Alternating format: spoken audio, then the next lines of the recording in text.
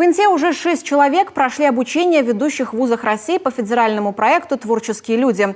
Сотрудники библиотек повысили квалификацию в институтах культуры. Кроме этого, в ближайшее время Центральная библиотечная система Инты планирует подключиться к проекту «Пушкинская карта». А в следующем году Инта рассчитывает на помощь республике в модернизации Центральной библиотеки.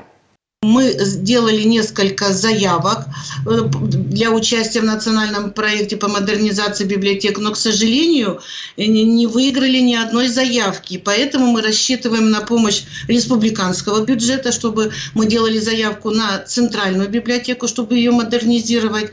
У нас она такая огромная, 1755 квадратных метров, и так как надо много модернизировать, в нас надо вкладывать приличную сумму денег, но будем надеяться, что у нас еще есть время до 2024 года выиграть или поучаствовать в республиканском отборе на модернизацию библиотек.